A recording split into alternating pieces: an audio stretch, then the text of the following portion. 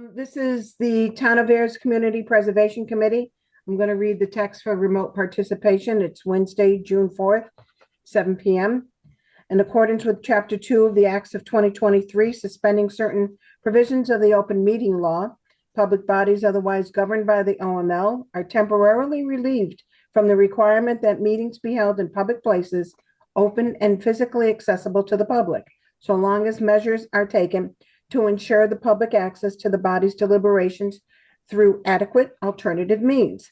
This meeting will be live on Zoom. The public may participate remotely by joining Zoom meeting ID number of 840-0877-2826 or by calling 929-205-6099. For additional information about the remote participation, please contact Carly Antonellis, the Assistant Town Manager, at atm@ayer.ma.us or 978-772-8220 and extension 100 prior to the meeting during business hours. Again, thank you very much for everybody for showing up. Again, call the meeting to order. I'm going to go ahead and look for an approval of the agenda. Can I hear a motion to approve the agenda unless someone's got any type of updates? All right, Julie makes the motion. Second. All right, Beth. Yep, Beth seconds. Let's do a roll call. Let's see, I'm trying to see on Hollywood Squares here. Julie? Yes. Jess? Aye. Beth? Yes. Barry? Yes. And Kevin? Aye. And who? Colleen's not here. Right. Okay, yeah, I'm just looking, just making sure. All right, and chair says aye, so, well, it's been passed. All right, approval of the minutes, and these are the minutes of, May 7th. okay. Hold on, okay, the date looks like it's January 15th. Oh, I think I caught that after I send it to you guys. So I've got it on mine as All right, 7th. Yeah. okay. The other correction that I have is when you talk about the Devon's Crest Tenants Association, Yep. it's DCTA, not DTA. What page are you on? Any place that you have in parentheses, and you talk about DTA, it should be DCTA, Okay, Devon's Crest Tenants Association. got it. Okay, so I think that there's 5. Okay, I'll find them. I know you will. Yeah. Okay, and on the last page, when we're talking planning boards, Julie's comment for committee comments is the board's focus now is the open space and residential development off of High Street and Groton Harvard Road. It's called Lincoln Hills, not Lincoln Fields. I do that, don't I? That's okay. The developer is the field. Right. Yeah, I think I did that one other time. Yeah, which is okay. I mean, it's Strawberry Field forever. That's what I have for any type of corrections. Did anybody see anything else, group? Nope, thank you. Nope. Okay, Motion to approve with the revisions discussed. Beth made the motion. Seconded. Julie seconds. Okay, roll call. Jess, Aye. Julie, Yes. Beth, Yes. Barry. I wasn't here at the last meeting, so. Okay. You Okay, can still vote. Oh, okay. I did read the minutes, so. Yeah. Yeah. I'm good. okay, and Kevin? Yes. Okay, and chair says aye. So as amended. Excellent. Thank you. Okay. On correspondence, can you believe it? No invoices and no additional correspondence other than what we've got information for our new business coming up later on in the program. Next on the agenda is just old business, and I'm just doing an update on our grant agreements. I resent them to Robert. Robert has sent them on to town council.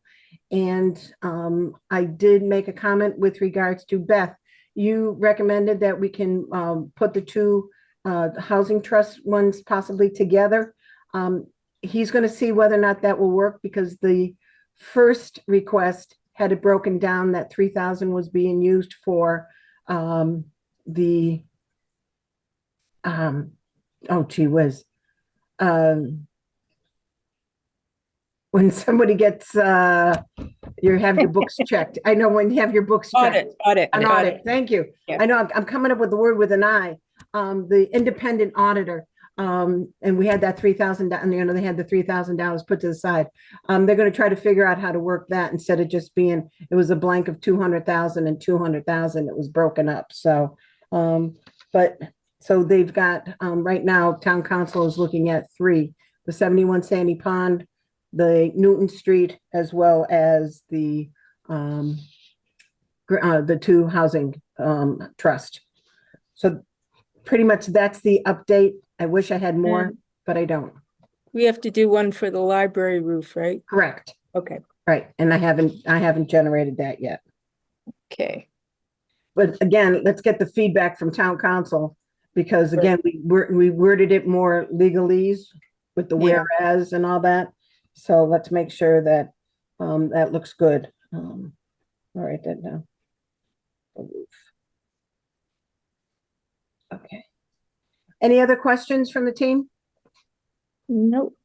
Okay, all right, then moving on, we've got the new business, which is, Connie, we've got the Devon's Crest Tenants Association funding request.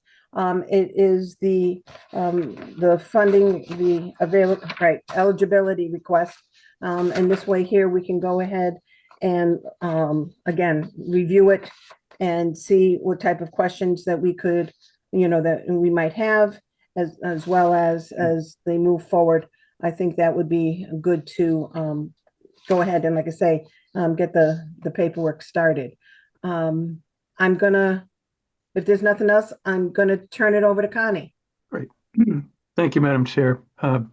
Connie Sullivan, I know many of the members on your committee. For those that don't know you, don't know me. I'm a longtime resident of the town of Ayer. I think it's been 35 or 36 years. Live on at 79 East Main Street, and am a former selectman for the town of Ayer, as well as a current member of the Devon's Crest Tenants Association. Tonight I have part of our team, and we have a pretty extensive team that's been working on maintaining the Devon's Crest neighborhood as an affordable housing community. But I have with me tonight a fellow DCTA member, board member, Denise Peralt, who I think said hello to you earlier, Janet. Yeah. We also have Richard Hankin, who's the president of the Shockett Companies. The Shockett Companies is the development partner that has teamed up with DCTA to help us purchase the property at Devon's Crest from Brady Sullivan. Richard Hankin has brought with him, I believe, Albert Ridiger, who's the vice president of acquisitions and development for the Shockett Companies. And we have our town council, or not our town council, our DCTA council, Dan Carlston, who's an attorney with Foley Hogue. Dan will also be helping us with the slide presentation. So I'd like to give Denise Peralt a moment just to say a few words to the committee. And then I would like to then pass the meeting over to Richard Hankin to give a presentation on, or project overview of the Devon's Crest project. So if we could start with, and then I'll circle back with myself with the request that we're making tonight. Okay, Dan, do you want me? I think, are you able to share your? I can share my screen and share the presentation. Okay. So if we could just have Denise, are you still there? Yeah, I'm here. I just wanted to acknowledge Bill. I don't know if you mentioned Bill Barlow being there too as well. Anyway, What's Bill's last name? Bill Barlow, he's Barlow. also a board member. Go Okay. ahead, Bill, you can speak. Yeah, Bill Barlow, DCTA tenant and board member.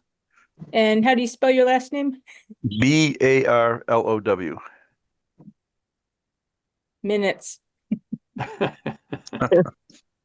So, Actually, it's William if you want to get correct. We're not that formal. So good evening and welcome, everyone. I'd like to thank the town and all the elected officials on behalf of the DCTA board members and the Devon's Press tenants.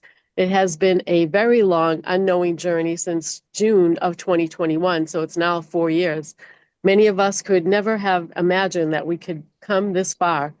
This has truly been a blind faith walk. We have worked hard and continued our ongoing due diligence to get where we are today.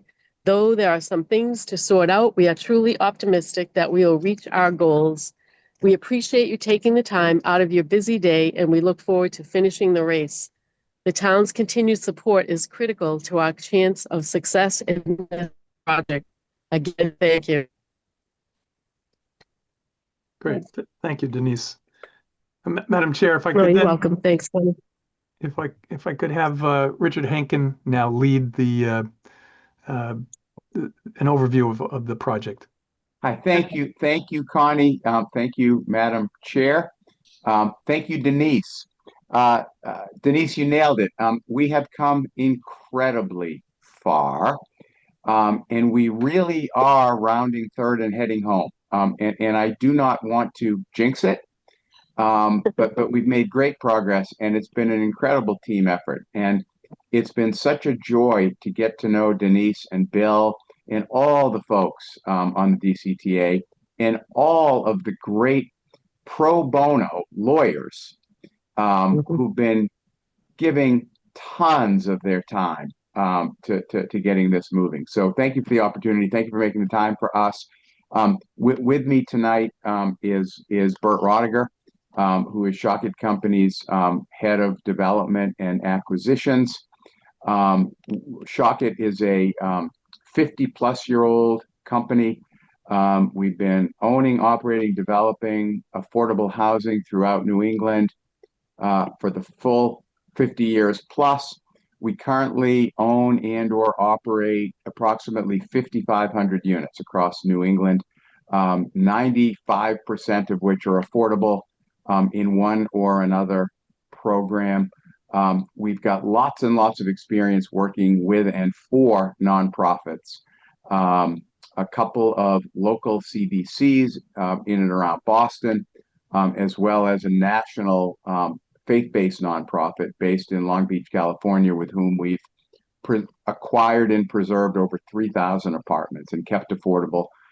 We pride ourselves on being truly mission-driven. Our business is to take care of folks. We take care of lots of low-income, often very frail elderly, as well as families. And our primary goal is to keep the residents happy and to offer services-enriched housing, primarily for lower income folks. So that's kind of who we are. We've been doing this for a long time. We've been doing this for a long time, especially in Massachusetts, and have been able to develop, long and deep and strong relationships with the state housing finance agencies and EOHLC, et cetera. Next slide. All right. So I think you all are pretty familiar. I know I bored you to death interminably a few weeks ago, so I will try to be more succinct. But initially built in the 40s and targeted to military families, the property has for years been an excellent housing option for lower income folks in town seeking to stay in Ayer. It rents approximately 50% of what true market rents were. As so often happens, the older generation owners were looking to sell, and as often happens, the property was sold to a so-called value-added developer, Brady Sullivan, who acquired it with the intention of renovating the apartments and more than doubling the rents, which would result in the potential displacement of current residents and almost as important, the long-term loss of what up until that point had been what we call naturally occurring affordable housing. So housing that people can actually afford that doesn't have any kind of subsidy program attached to it. A value-added developer such as Brady Sullivan, this is what they do.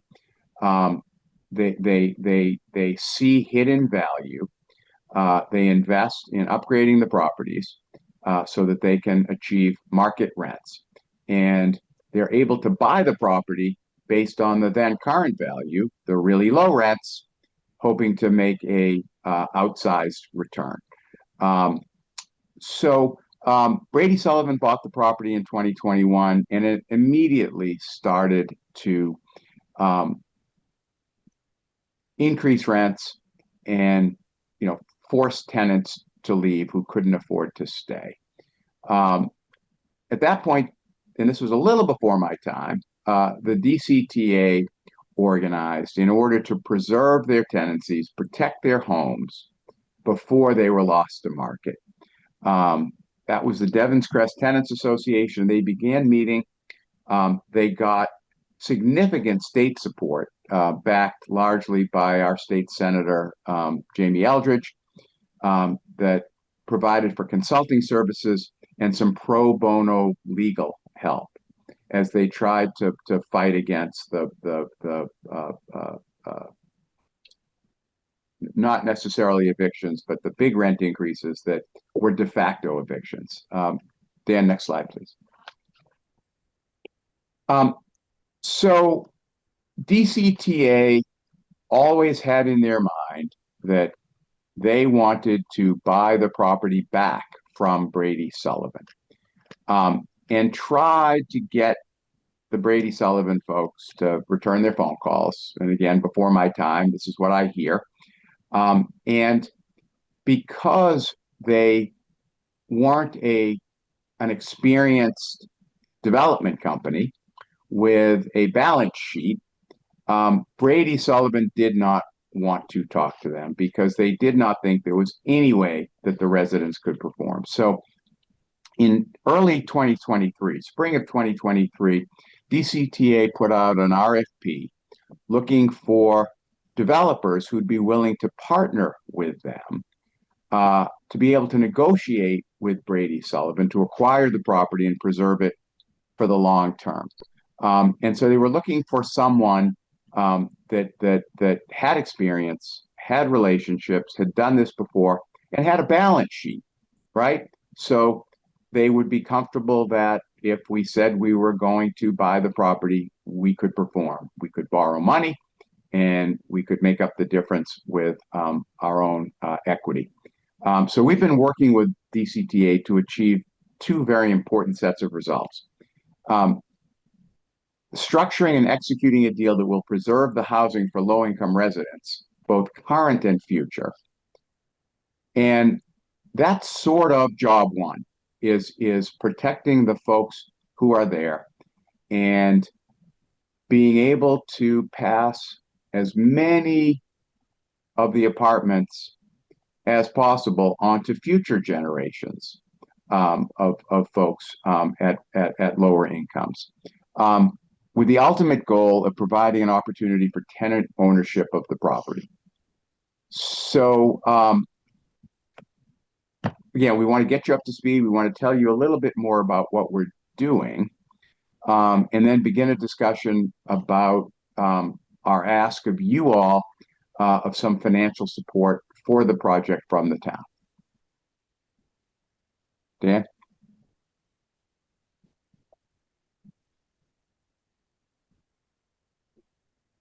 Okay, so where are we?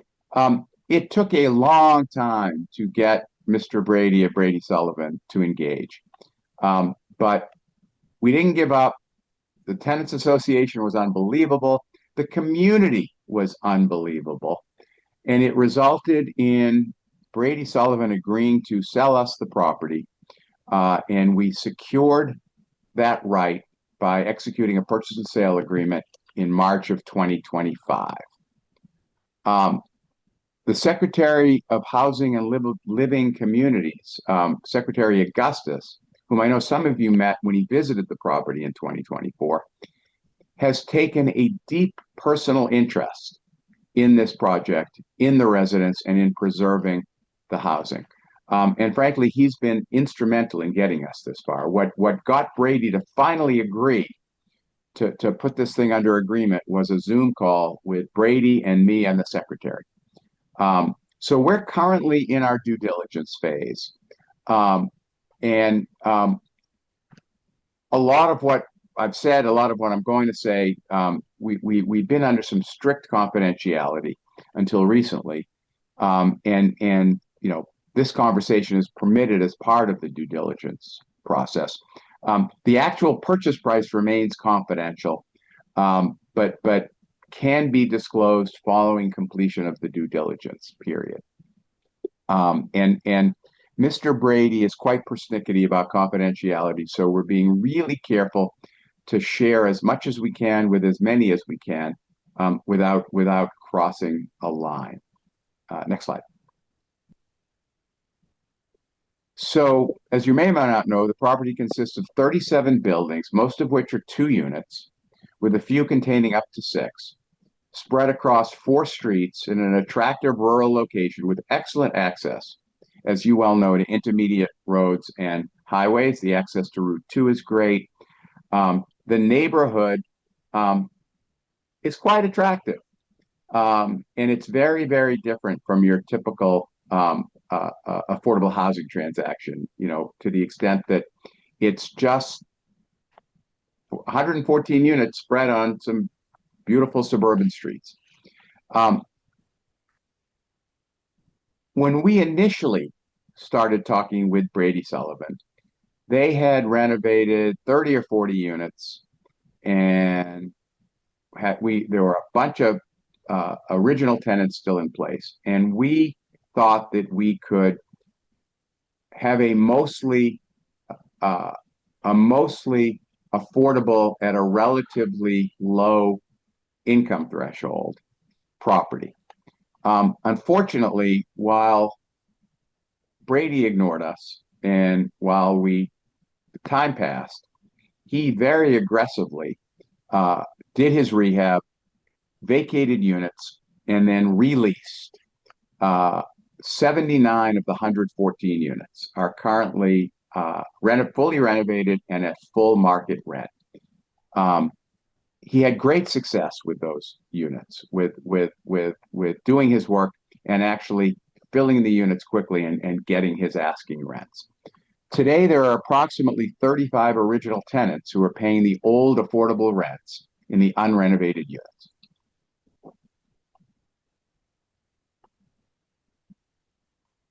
So the first thing we're going to do when we acquire the property is to do a soup to nuts rehab of the 35 unrenovated units. They will be at least to the standard that Brady has done them, which truly is a pretty good standard. He did a pretty good job. To the extent that there are any deficiencies, technical deficiencies, relative to what he did compared to what HLC requires, we will obviously go up to the EOHLC standards. And again, based on we've inspected a good portion of the units, and it appears that the 79 renovated units will comply, and so won't need much, if any, work.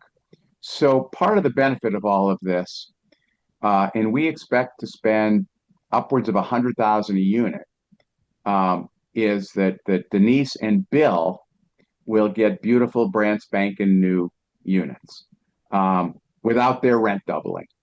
And frankly, Bill and I have talked, and he has some good design ideas that we want to make sure our contractors vet with him, because I think he knows his way around a building. Certainly a lot better than I. That's not my area of expertise. The other thing, I don't think it's in these slides, part of the transaction will involve creating 6 fully 2025 code compliant handicapped accessible. So we think that's a great thing. And that is, that will be required of us by the state, and that is baked into our numbers and our plan. Our due diligence is ongoing, and it really is a soup to nuts evaluation of everything related to the property. Physical condition, state of the units, tons of environmental testing, all of which, checking his numbers, making sure that people really are paying the rent that he says they're paying. And all of that has come back really better than our expectations. So when we model the transaction, in many cases, we assume the worst. And in fact, we've been very pleasantly surprised with what we've seen. Virtually all of the environmental studies have come back as clean and pure as anything I've ever seen in my career, which is great news. The last sort of big pieces of due diligence that we're working on are a survey. And we waited till sort of later in the game, making sure that there was nothing that troubled us in the early stages as we went through all of this, gathered all the rest of this data, because a survey is very, very expensive, especially for a property like that, non-contiguous, spread out over multiple streets and multiple acres. So we've just hired the surveyor to come in and do that. And then the other thing that we're working hard on is figuring out what the resident incomes are. And Brady did not want us, and we've done this before, where we communicate with residents and try to get their information before an acquisition. And Brady did not want us talking to his residents until I told him that environmental is fine, title is fine, and a whole bunch of other things. So a week and a half ago, letters went out to all 114 residents. We're hoping to get information back. We've discerned a bunch of information from Brady's files, and are just trying to figure out what the income mix will look like going in. When all is said and done, we will 100% of the units will be capped for new occupancy at 80% of AMI, with a subset of 35 units capped at 60. And this is still sort of open to sort of some final negotiations, but that's sort of the basic program. No one will be displaced, but on turnover, to the extent anyone is over 80% income, when they leave, they'll be replaced with somebody who is at or below 80%. And, we will manage through that as we go. But we believe that with the affordability covenant in place, all 114 units can be added to Ayer's subsidized housing inventory for the purposes of 40B compliance. And I think at the last meeting I mentioned, we did a similar project in the town of Franklin, where we took 288 units, and without a single new unit being built, because we put an affordability covenant in place, they were able to get credit for all 288 units. So we think that's a real benefit to the town, to the extent it gives you more control over future development and a little bit more leverage, with the state and with developers who may want to build more densely than the town wants. So as I said, the 35 unrenovated units will be restricted to households earning no more than 60% of area median income, and rents will be capped at 30 of 60% of AMI. Depending upon income eligibility, which we expect to be at or close to 100% of those 35 units, it's expected that all of these folks will receive project-based subsidies.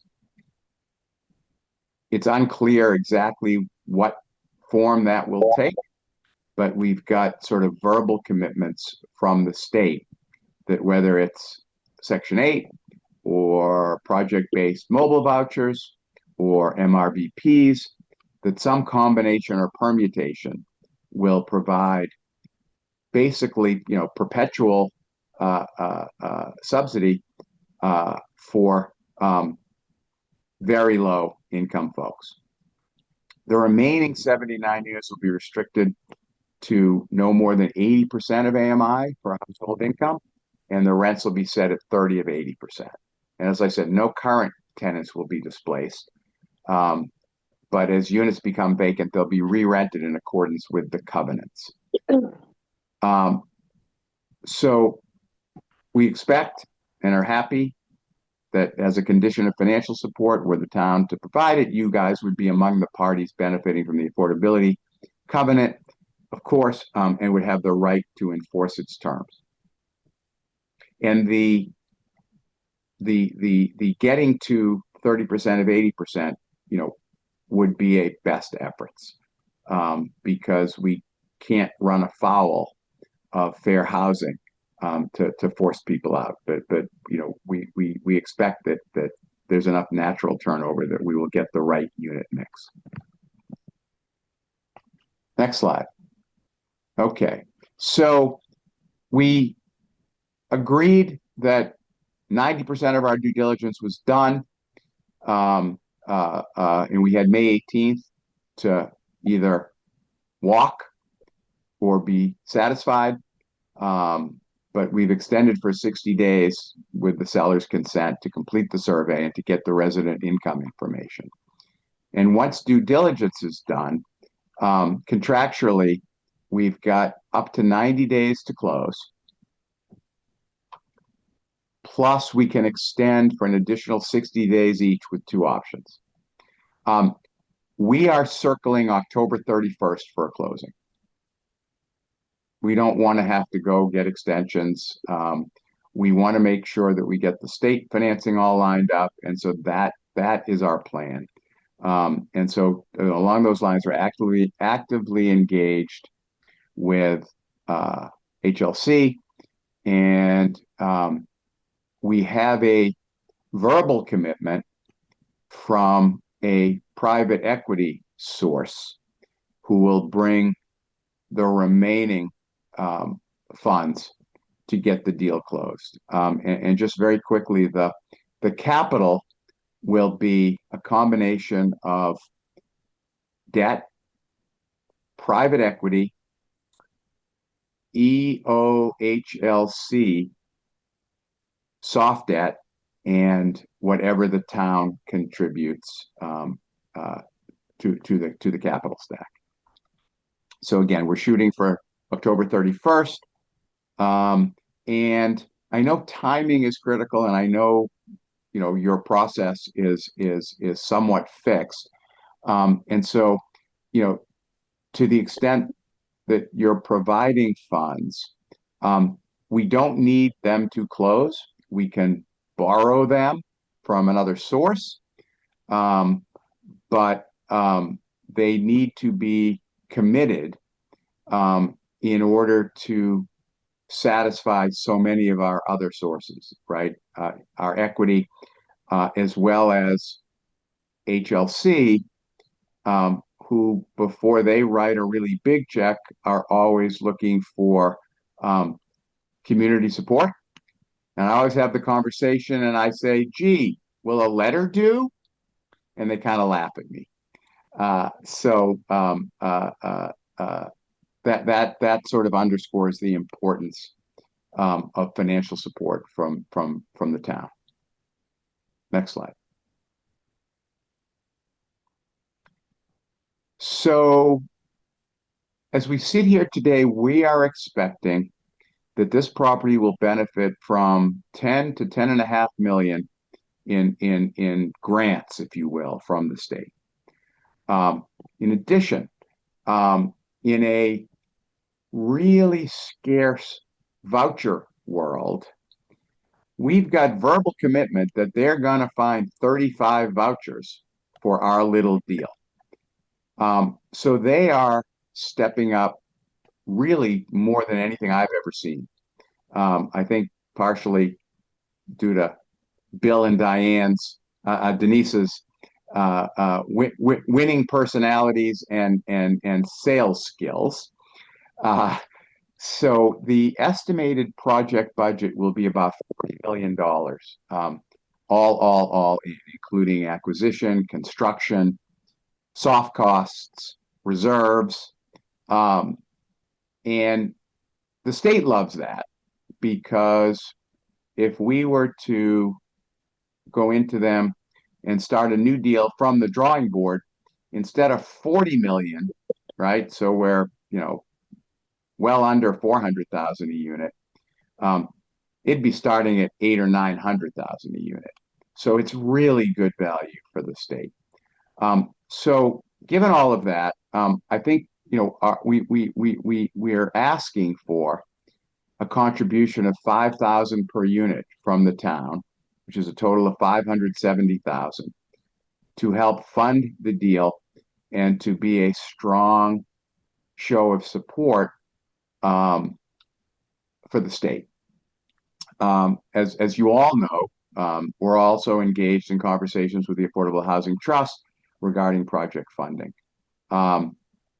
Finally, we are discussing entering into some sort of tax agreement with the town to get some relief there, to help fund operations and let us do more in other things on the project.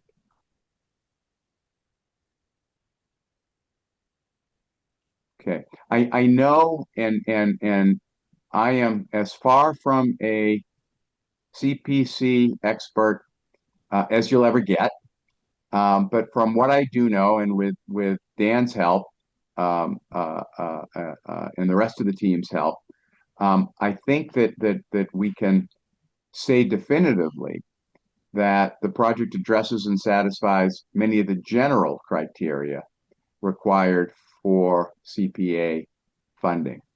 See, what's CPC? I meant to say CPA. So first, it falls under a community housing category that creates and maintains affordable housing. It prevents displacement of DCTA community members. It is clearly practical and feasible. It can be implemented expeditiously and within budget. We will close hopefully this Halloween, and within 12 to 18 months, we will be done rehabbing the units. We can provide proof of site control sort of at any time. I guess technically if I did it today, I'd have to redact the price, but we can certainly prove that. Certainly we will leverage additional public and private funds besides CPA funds, again, including a significant check from private equity, and 10.5 million plus or minus of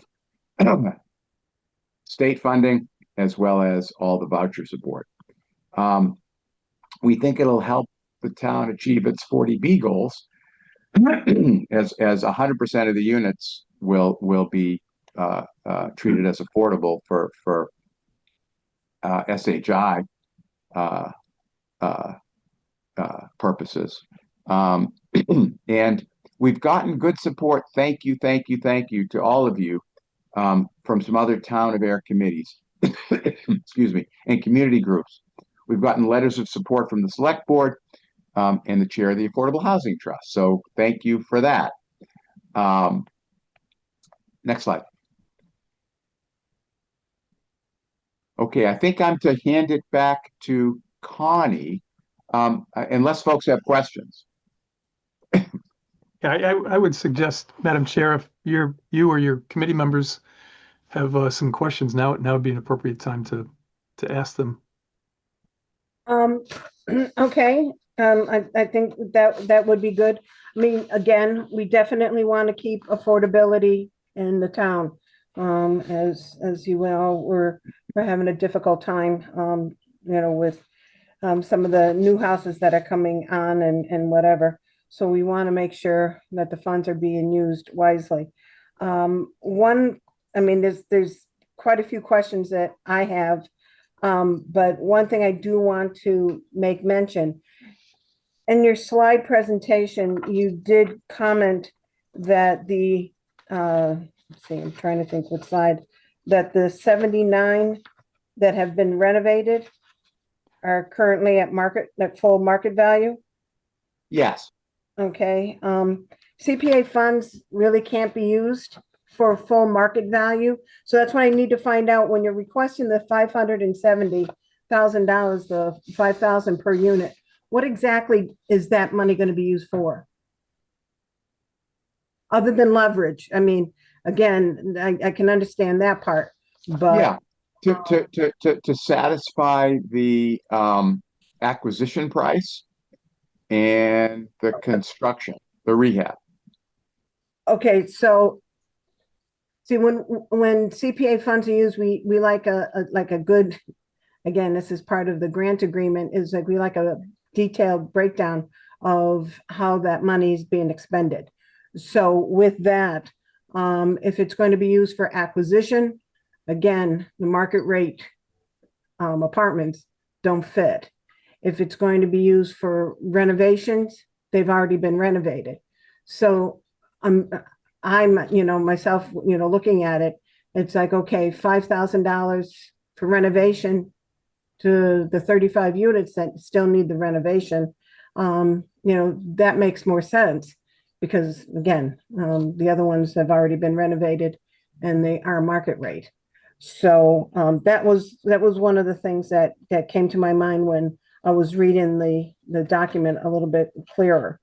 So am I right of saying those 79 are at full market value? Janet, if we could, on that issue, and Rick, chime in when you wish, but those 79 units upon purchase will be automatically restricted. Thank So you, Johnny. as That's the key piece to go stress. ahead, Al. Yeah. Yeah. Right, but they're still going to be at market rate. Today, but they're being basically bought down so that they will not increase over time to higher levels. The point is to restrict their values in the future to maintain a level of affordability as the market increases over time. And that is a value that's being bought from the seller to essentially place these restrictions on them and devalue the units in the future. In the future, correct. I got that part. All right. And so when they vacate, like the individuals that are living there now, again, you can't go ahead and, ask them to leave if they're over the 80% of the, AMI. So if they are still paying the market rate, then that doesn't fit the component. You see what I'm talking about? 100%. So, and we're still thinking this through. So the market rent is below the 30 of 80. There'll be a cap of 30 of 80. I think that our intention is that at least for the qualified people, so some subset of the 79 are at or below 80%, and so qualify. I think at least for the qualified group, from the jump, we will limit rent increases to the change in AMI so that it's always tracking relative to 30 of 80. I think that's the expectation. We're still sort of working that out. And I don't know if that would make a difference in your analysis, because what you're saying absolutely makes sense. Okay. Could you elaborate on that a little bit, Rick? Um, for somebody, so for somebody making 30 of 80, and Bert, if I have this wrong, if somebody lives there and makes $300,000 a year, right? The rent is capped at 30 of 80 because that's what the use agreement's going to say. But theoretically, if 30 of 80 is $200 a month more than what that person's paying, theoretically, I can bump them $200, right, on day one. Whereas if somebody's living there and is qualified, I'm not going to take them all the way up to the full 30 of 80. I'm just going to increase their rent each year by the change in area median income. And in the steady state, when we've got 79 folks there at or below 80, I think all 79 get increased at just the change in AMI every year. Do I have that right, Bert? In general, I think you're explaining it. It does involve a little bit of working with the state to get the language and the regulatory agreement clear. But again, I think the important aspect here is that you are buying a diminution in value of the property, and that's essentially what's happening here.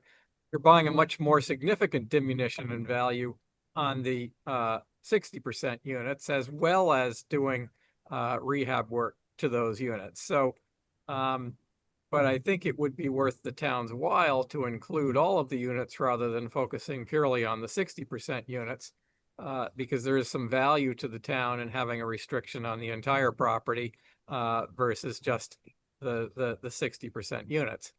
And again, you're sort of purchasing protection from the future at a very discounted value. If one waited until those 80% units had in fact gone up in value, then you wouldn't be able to buy the restriction anymore at the dollar amounts we're talking about. It would be significantly more expensive.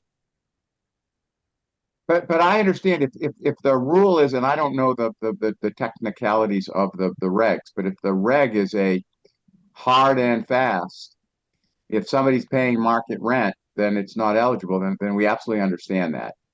And so I guess the question is, does the fact that there will be restrictions going forward, is that a counterpoint to that reg? And I just don't know the answer.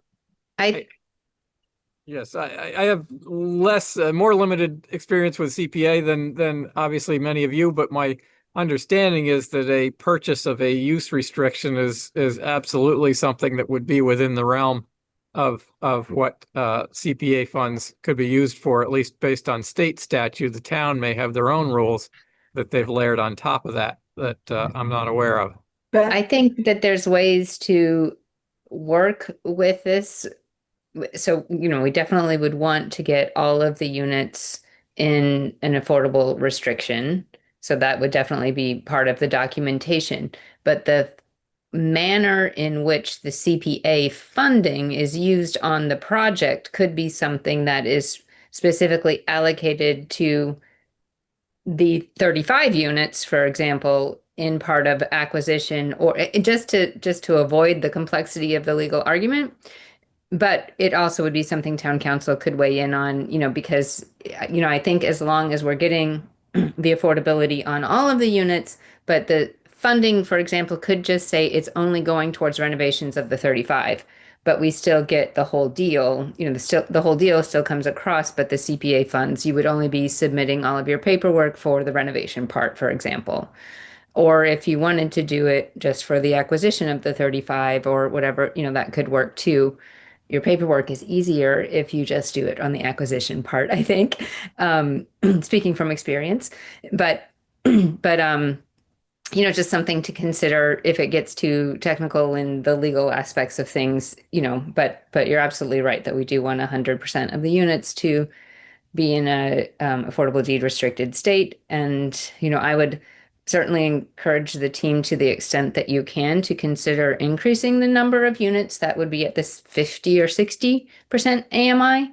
I think, 80% is still, a challenge for many people. And, so the extent to which you could potentially consider increasing that would be appreciated. I know you said it was still sort of up for discussion. I don't know how much the numbers have been crunched and how tight things are, but that would be a request from me, is just considering increasing the affordability.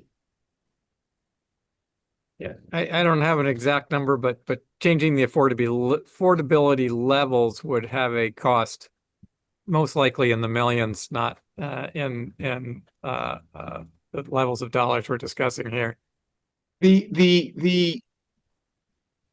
So a couple things.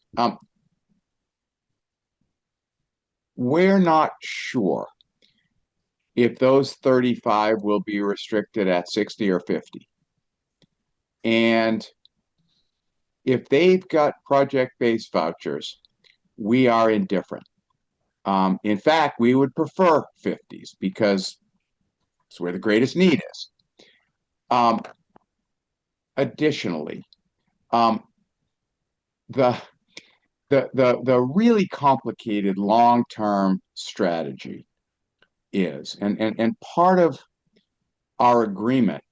So I said the goal was two-pronged: preserve affordability and get the tenants to own the thing.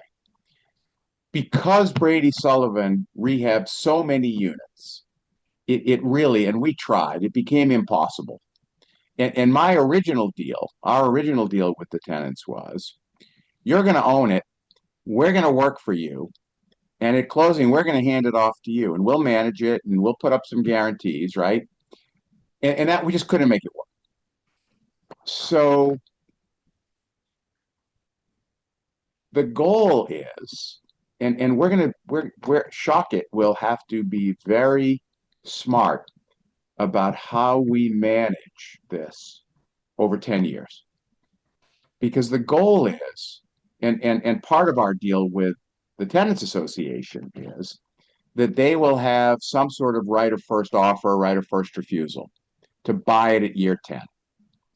We're working on the details of that. But to the extent that we think that will end up being a tax credit syndication,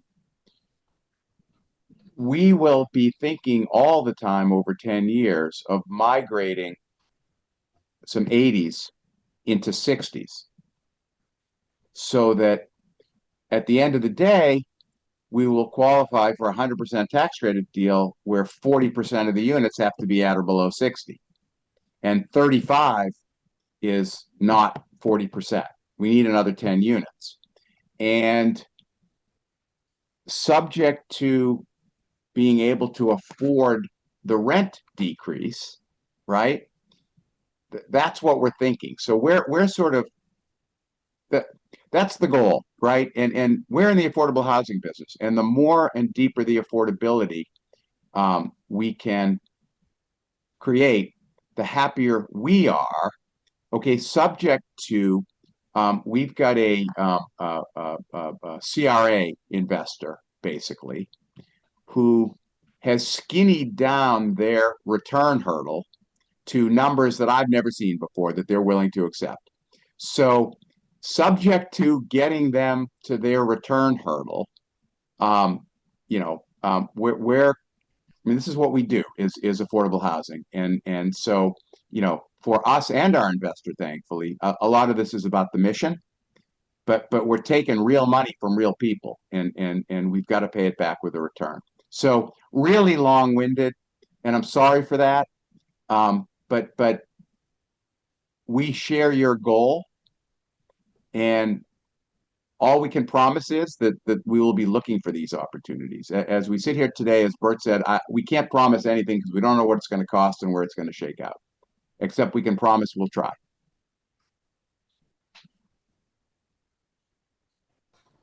Just as a follow-up, I do really want to express appreciation to everyone who's been working on this and the persistence of those involved, because I know it has been a very long road, and I'm just incredibly grateful that, a proposal like this is coming forward. It's a really, really important property, and the affordability is hugely important for the community and keeping families and valuable residents here in town. And I think just that piece that you just mentioned about transitioning additional units to the lower AMI percentage, I think like any kind of documentation of that can be put into like the full proposal, I think would be really helpful as well. We can promise, and I never promise anything that I can't deliver personally. We can promise that it is our intention. Mhm. But as we sit here today, I don't think that equity, because we're just going to be working. We're going to be working for DCTA, and we're going to be working for our equity partner. Yeah. And I can get equity because they're like-minded to agree to a lot of things and give up a lot of things. But I don't know that they would be comfortable with making those promises. But Sure. we can certainly say best efforts because it's true. Yep. Okay. Thank you. Thank you. So Janet, Oh, yes. sort of in agreeing with Beth on several points, your focus on, the 79 units that have been renovated and are at market rate.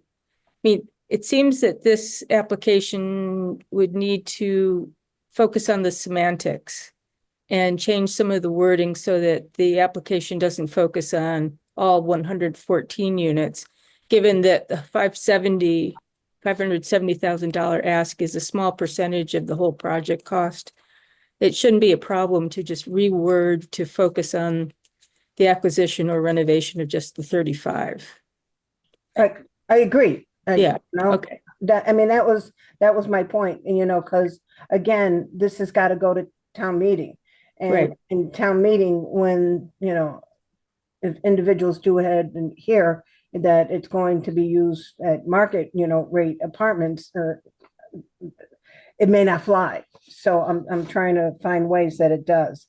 Well, even town meeting, I think the focus should be, the overall goal of Shochet is for the whole project. This is, you're showing a limited amount of support that would be legally usable on the 35. Mm-hmm. Yes. I don't think that would be that hard. Yeah, no, I agree. And that's why I think with the next application, you speak about the affordability covenant, and you said that, Rick, you said that you've used these before in other locations. It would be nice to see what that looks like. I mean, you speak about it in a slide, but it would be nice to get that type of document as one of the appendices for the application. And when you talk about, they say the association, I believe the association is a nonprofit association. Am I right? That's correct. Okay, but it's not a 501c3. Uh, I think it's working on that, no? yeah. Is it working? I haven't, yep. Oh, you're working on it being, Yes, we are. okay. All right, because I was trying to find it and I wasn't, We have separate legal counsel working on just that issue, Janet. okay. All right, because And that would also, Bert, if we can sort of track down the specifics in Franklin Of which issue? of the various use restrictions, and how that allowed the town to count it all in 40B. Yes, no, And that's a little more complicated because we've got different kinds of public subsidy, but we can Yes. we can produce something that will Yeah, be I mean, helpful. the town, the air use restriction could be just for the 35 units, but the other program use restriction coming from HLC might apply to the 79 units, even though air's restriction only applies to the 35 units. Because the affordability covenant is going to apply to the 114. Yes. Yeah. Okay. So I just want to make sure I've got that. When you said that the environmental study came back, with positive signs, everything looked good. Was it done on just the 79 that got renovated or on all 114? So we did radon everywhere. We did air quality everywhere. And Bert, correct me if I'm wrong. We did lead in the drinking water everywhere. Yeah, and asbestos in all units, I believe. And right, asbestos in all the units. And we found that the rehab units are clean. The non-rehab units have some hot spots. And so that remediation and doing it right is built into our budgets. And those, just to be clear to folks that live there, as far as I'm aware, the asbestos issues found would be things that would get disturbed when they do construction, not that's floating around in the air today. So Yeah. Especially the wrapping around pipes and everything else like that. 100%. You've been there. I've been there. And then the phase one came back clean, right? No recognized environmental conditions. All right. Okay. Bear with me. So when we're looking at the total cost of the 40 million, you went ahead and said that, bear with me, that we're gonna need some sort of breakdown, of some of it is acquisition, some of it's for renovation, some of it's going to be for developer fee, some of it's going to be operation soft costs, whatever. If you can give us somewhat of a breakdown on that other application, I think that would be helpful as well. So, Yeah. I know, depending upon where you stand on the due diligence, you got to be careful, but I need to get Brady's consent, and I think he's, I've been softening him up and softening him up. I just need to get his written consent to share sources and uses with you. Now, will that become sort of public for town meeting? So that it won't just be this committee that has that, it will be the entire town? Well, the town meeting is October 27th. Okay, but before then, like I say, we'll need the full application. So it would be in that application, and our next meeting would be July 2nd. Okay. I mean, depending upon the group and with regards to the timeframe, it could be, again, would need to have a public hearing in September, and Labor Day is usually the first. I can pull it up, Janet. Hold on. Thank you, Julie. Got it right here. Right. In terms of the full sort of budget and the application, we would want that prior to the hearing at least. Correct. Yeah. Yeah, So let me run it by Brady. And again, he knows that eventually, he's everything's gonna be disclosed, everything's gonna be public information. He's just really persnickety. So well, that's why I'm trying to to have a conversation. Yeah, that's why I'm trying to think, because if you've got like July, what is it, July 18th, that we could probably, hold off until an August meeting and then have the public hearing in September. Let me push him. Okay. And see what he says. Again, he wanted to disclose as little as possible until such time as he was comfortable that the deal wasn't going to crater. And the sort of big milestones have passed. So he ought to be amenable, and he has become a somewhat motivated seller. Whereas he had been completely unmotivated. So I'll work on it. Okay.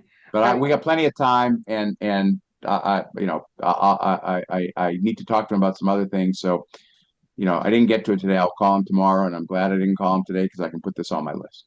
All right, that'd be good. Again, I don't want to, I want the rest of the committee to go ahead and ask questions, but there are two things that I need to just bring up. One is you are also looking for funding from the Affordable Housing Trust. Are you looking for the same amount? As are you looking at for 500, 5,000 per unit as well? So which means in total from the town, you're going to be asking for over $1 million? No, the total from the town that we're looking for is the 570, and how that breaks out, really needs to be coordinated between your committee and the trust. And we weren't quite sure based on public record who has what kind of funds available. So Right now, the community housing category, right now, I think it's got a little bit less than 200,000. But we do have money in the undesignated, and that can get transferred over to community housing, or we can, write the warrant article that it comes from undesignated. As everybody knows, I like to have it come out of a category, not undesignated. So I'd like to have it transferred over so that it's all nice and clean in the books. But we can figure that out when we get there. Go ahead, Connie. we do have a meeting coming up with the Affordable Housing Trust. Right, on June 25th. Yeah. Right, that's going to be a joint meeting with the trust and the committee. Yeah. Okay, so, yeah, all right, that would be good. The other thing too is in the application, when we have worked with other developers for affordable housing, there's some sort of, I'm going to say a plan, like your site plan, so to see exactly where these houses are. You're saying that they're on four separate streets. They're not contiguous, so which means they're here, there, and there. It would be nice to have that type of layout, so that, again, we know what we're going to be assisting with. I think that would be helpful. So those are my other two. I'm going to shut up and let my other committee members Great speak. questions. On the topic of the plan, clarifying which units are of each type, and or color coding or something like that. I mean, whatever we want to maintain discretion and things too. So whatever you feel like is best, if it's a list of unit addresses or something, just communicating all those kinds of details, within the application packet, I think would be good. Okay. Janet, I just want to point out that it's already 10 past 8, and I really respect everybody's time, and I'm very glad we're talking about this project. I think we're catering, or we're getting a good focus on our questions right now as far as what's needed for the application, because this is kind of the pre-discussion before we do the public hearing. So I just want to just do a group reminder, as we're over an hour now and we still have a little more to cover in our own meeting, that we just really stay focused on the needs to get this application sharp, in order to have a great discussion next time. So it's not that I don't want to be open to the conversation, but I just want to stay focused on what's needed for the application. Correct. Good point. Thank you. You got it. So being focused. Kevin, Barry, any questions, anything that you see? No, I just No. think, that once we get the other application, that we definitely have town council on our side there to go through with a fine tooth comb, because and we can't make any any promises until the town meeting in October. So Mhm. that's the only commitment we have is the town meeting. Correct. All right, Kevin? No, no questions. I'm still learning a lot here, so following your lead. All right, no problem. We do have a hand raised, and that would be Pauline. You're on mute. All right, I'm sorry. I have trouble unmuting sometimes. Just a simple request. When you have presenters speaking in acronyms like I think I heard CRA and HLA, I have no idea what that means. And if somebody could at least speak to it in a full sentence, that would be helpful. I have many, many more questions, but I'll leave them for now. But just no acronyms, if you don't mind. My apologies. I try my best to minimize them. So I am sorry. You are right. Thank you. I'm going to eat my words, Janet, but I have a little bit of a question. So we CPC, we use CPA funds to go towards the housing trust. I can't quite get my head around using funds from both places and what kind of communication that needs to be for the people of the town. Like, I don't know that we need to discuss that tonight, but maybe as board members, we could all kind of think about what questions that might bring up for people in town meeting, knowing they voted to bring those funds to the housing trust from here. And now we're talking about multiple uses for one project. So again, I don't know if we need to answer that tonight, but Yeah, and that's why I wanted to make sure that the total asking from both, the total would be the 570. All right, Yep. so part of it would come from CPA funds, part of it from the trust. And the trust only has CPA funds, which means it has to meet CPA requirements. Right. So no matter what, between the two of them, that's what the total is. Does that help out at all? A little bit, and it's exciting to see it be used for such a project. So I'm glad we're talking about it. Exactly. Also, the funds in the housing trust, any percentage used there are not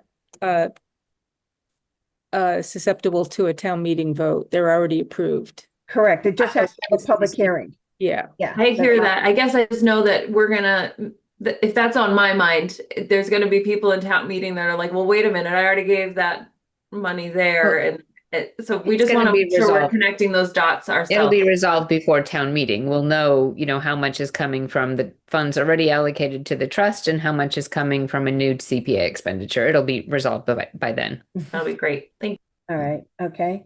Your question brought up Pauline's question. Pauline, go ahead. Thank you. I believe I understood the appropriation at town meeting in October for the Affordable Housing Trust was for rental assistance, not necessarily for renovation of Devon's Crest. And all right, I could be wrong. Pauline, the total amount was 200,000 for the past 2 years. And part of it was to help fund money within the trust itself. The rental assistance was put, again, to the side. The rental assistance is only for 12 families, and that's $60,000 because it's $500 per family for the year. So with that, the additional funds, so right now the trust has in it approximately $250,000. That's not part of the rental assistance. Okay, so it's I will take a look. That was not clear to me, but I'll accept what you're saying and I'll take a look and let you know if I have questions. okay. Yeah, the Warren article, no problem. The Warren article broke it up into two sections. It did indeed. Okay, all right. Anything else from the group? No, at this point, I think we probably just need to do a vote to consider the eligibility and then have it move forward to a rewritten funding application in light of our discussion. All right. I think that sounds like a good idea. Can I hear If there's no other discussion, let me hear a motion to have this go forward for a full application at our next meeting. So moved. All right, Julie makes the motion. Can I have a second? Second, All right, Jess makes the second. I want to do roll call. Jess, I, Beth, Yes. Julie, Yes. Barry, Aye. Kevin, Aye. and the chair says aye. Okay, so at our next meeting, which again, hopefully will be July 2nd, you'll be able to have a full application with some of the information that we requested with this, and we look forward to moving ahead. And again, I'll be seeing most of you again on the 25th. We can then narrow down. You can always ask for less money at a town meeting, but you can't ask for more. So with that, again, I want to reiterate, thank you so much for your due diligence of plowing ahead with all this. And you probably have gone through a lot of Excedrins or Advils or A Motrin. lot. Yep. 4 years. Just a comment on the timing. I mean, I know that I probably won't be here at the July meeting. And I just wanted to check in, I guess, with the applicants if that timing works, because we would have an August meeting or could shift July meeting if we had an issue with quorum or anything like that. So I just thought it might be worth checking in. we could, like I said, we could do it. That's why I was bringing up. We could do it in August because that would be August 6th. And that'd give Rick a little more time, to talk with Brady Sullivan. I'm always a believer in making hay while the sun shines. And if we get to August, and you don't have a quorum, and this has happened to us before, and now you go to September. So, I totally defer to you all, but, I don't think there's going to, unless Brady says, your final due diligence runs till July 17th. You can't do it till after that. I don't think there's any new news that there's going to be some sort of seminal event that will change his mind about the timing. So I think I can get him to be fine with it. So in which case, whatever is best for you all. And did I hear that the trust can make a commitment without going to town meeting? Yes. So as I think about timing, right, and the fact that when the money arrives is less important to us than being able to show Kate Racer and the secretary that we've got support. If there was a way for some subset, to the extent you all voted favorably, for some subset of whatever the total is going to be actually committed, because you've got the ability to do that, to be able to show the state with the sort of verbal, we've got X, we're hoping we will get more. At least we can walk into Kate's office with more than just a letter of support. So I don't know if that's possible, but I totally, I leave it to all of you all. Yeah, on June 25th, I'm gonna say, you'll be able to ask the Housing Trust. Okay, so with that they will have to have a public hearing to go ahead and say this is where these funds are going to be used. And I really don't think we can, we can say that we approve your application and move it to town meeting, but town meeting can still shoot it down. Got it. But I want to be able to say to Kate Racer before October 27th, right? Here's a commitment, even if it's just a fraction of the total ask. Yep. And like I say, that should be able to come from the Housing Trust. Yeah. Okay. All right. Okay. Madam So Chair, thank you very much. And thank you to all your committee members for your time tonight. I got a good group, Connie. You see do. that? I know I do. I'm very, very lucky. So Really grateful to you all. All Yeah, right. thank you, everybody. Absolutely. Thank you. Thank you very much. Same thing you. here. Okay. Thank you, Night. everybody. All right. Take care, Bye. Dan. Okay. Take care, Thank Matt. you all. All right. All right. Okay. All right, I'm gonna move along where it's a possible funding request from Parks and Rec. Kevin, just thought I'd let you know that I did have a quick meeting with Sarah. I don't know if she mentioned it to you, but, did. pardon? She did. Go on. Okay. With regards to, they're looking for funding to help, restore the playing fields down in Peroni Park. Yeah. I've got to do some research. I believe since they're grass, they're not, artificial turf, that we are able to use, CPA funds to go ahead and restore, those playing fields because it's used not only by, I'm going to say the teams, but also from what I understand, one of them is filled with rocks. So the kids, when they're sliding into first or third or second, whatever, they're sliding into rocks. Yeah. Yep. That's correct. Mm-hmm. Was So there a ballpark figure of, not yet? she doesn't have that yet. She just wanted to know whether or not it was eligible. She also, again, hold on a minute. I've been moving things around, which I know I shouldn't be doing. She also asked a couple other questions that I need to research. I don't think we can fund lighting. Beth, I'm just going to, I brought up, your concerns when we started talking about the lighting over at the high school. That, we had to make sure, and the terminology to make sure that it's pointed downward so that, the night lighting or whatever it's called. Dark sky Dark compliant. skies. Yeah. Dark, okay, all right. So I was talking to her a little bit about that. And then batting cages.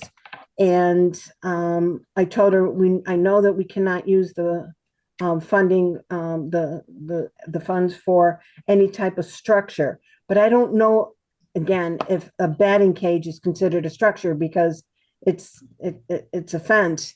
There's no, I think there's a little bit of a roof, but that's about it. So those are questions that I need to ask of the coalition. So those, like I say, that sounds about right, Kevin, when she spoke with you? Yeah. Yep. It that follows. Okay, and then again, I don't know what's gonna end up happening with the bathhouse. So those would be, there's like 4 items that may be coming from Parks and Rec. Okay, so I wanted to make you all aware of that, and as soon as we get more information, I'll make sure that the public is aware too.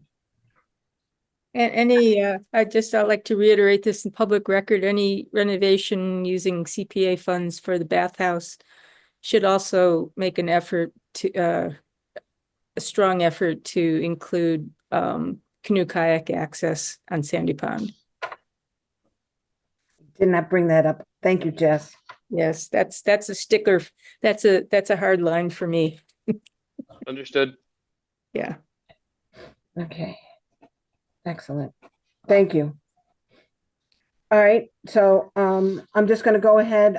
I see that Pauline is still here, public participation. Is there anything that you want to bring up, Pauline? Sorry, I have a mouthful of salmon. Nope, I'm good. Thank you very much. Okay, you're welcome. Salmon's healthy for you. That's good. All right, seeing that it is 8:25, unless something massive or major with a committee report, I think we can, yep.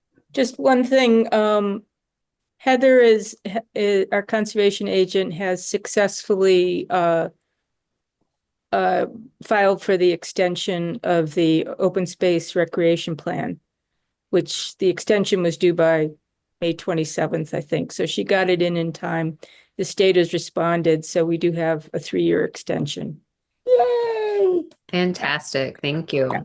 Tell her thank you so much. Do we need to send her flowers? No, she'll probably.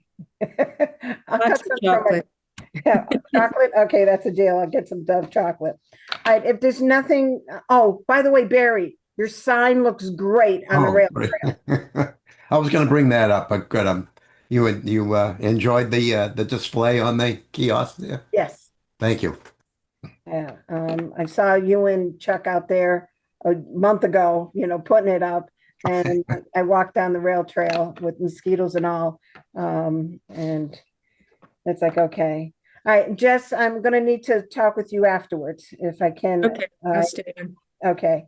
And if there's nothing else, I don't see anything. Okay, Motion to adjourn. okay, well, Beth can't make July 2nd. Oh. How about anybody else? that I can't- can make it. Yeah, I'm not sure at this point. I should know shortly, but Okay. hard for me to commit for the July 2nd. Okay. And Julie? I'm more of like a maybe at this point too, but I just wasn't sure. All right, no problem. I can be there. All right, Kevin? He's muted. I know. Yeah. Oh, there we go. Hi, sorry about that. Yeah, I was checking my calendar. Yeah, I should be fine. Yes, I Okay. can attend. All right, and we'll check with Colleen. All right, so with that, let's hear a motion. Already moved. I second. Okay, you got it. Who moved it? Barry Barry. did. Okay. All right, it sounds great. I do appreciate everybody. Everybody, thank you. Thank you very, very much. Good night. Thank you. All right, everybody. All right, Thank have you. a good one.